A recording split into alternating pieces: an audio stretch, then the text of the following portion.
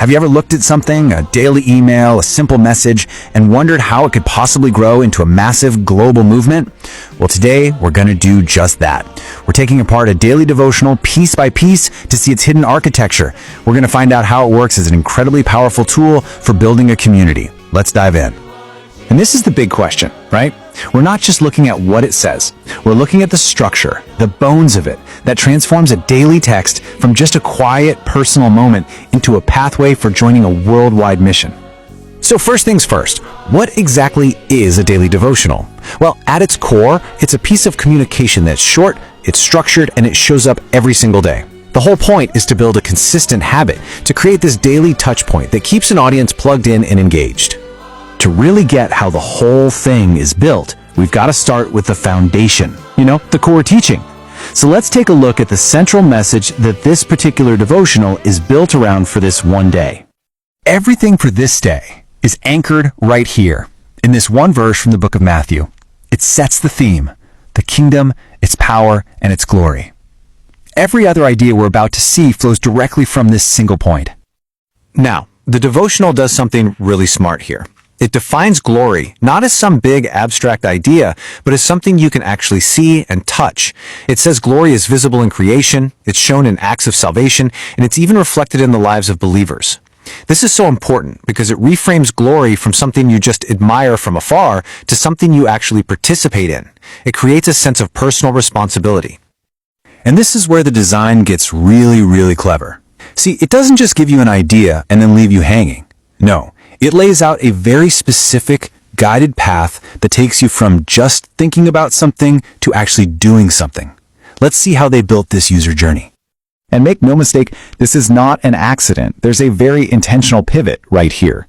The entire structure is designed to move you, the reader, from being a passive consumer of information to becoming an active participant in the message.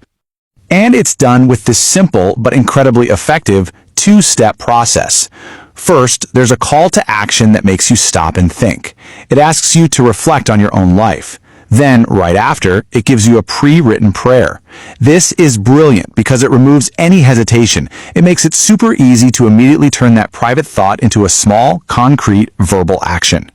But the journey doesn't stop there. For anyone who's ready to go a little deeper, the devotional then offers a way to make a formal commitment. This section right here is a major conversion point. Think of it like a fork in the road.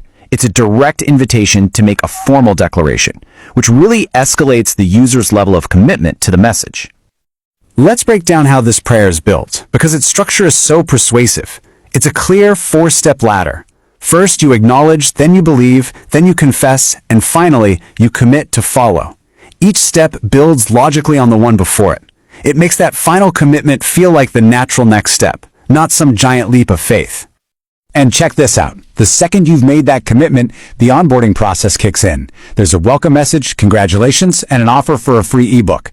This is a classic nurturing technique. It gives you immediate value, reinforces a decision you just made, and pulls you a little deeper into the ecosystem before you have a chance to second-guess anything.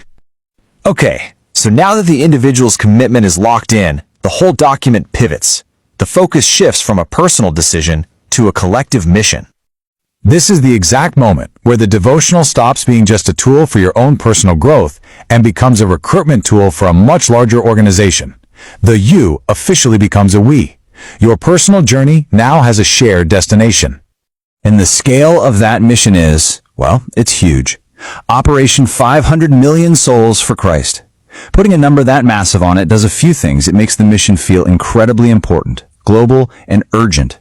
It gives new members a grand purpose, a feeling that they're part of something much, much bigger than themselves.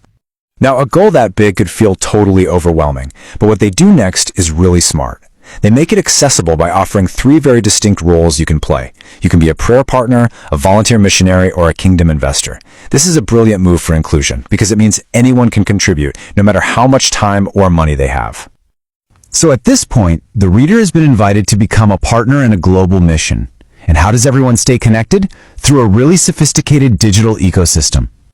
Just look at all these different touch points. It's a full-on multi-platform strategy, from WhatsApp and Telegram for direct messages, all the way to Facebook, TikTok, and YouTube. This creates the sense of being everywhere at once, embedding the community right into your daily digital life to keep you constantly engaged. And this illustrates a really powerful psychological shift. You start with the daily reading, which is a personal individual experience, but that leads you to the synchronized global prayer, which is a massive collective event with thousands of people all over the world. Your internal belief is transformed into a shared social identity.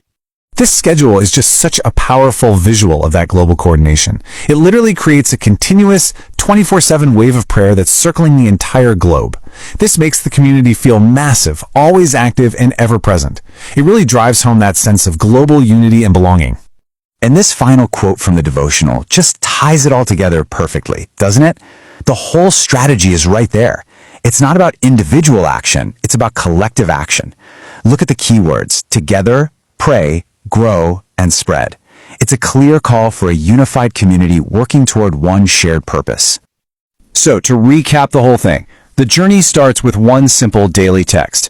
From there, it guides the reader down a carefully laid path of reflection, then to commitment, and finally, full integration into a global, digitally connected mission.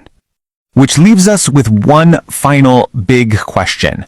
We've seen this architecture used in a religious context, but the principles behind it, a guided user journey, clear calls to action, creating a sense of shared identity, and using a multi-platform digital ecosystem, those are universal.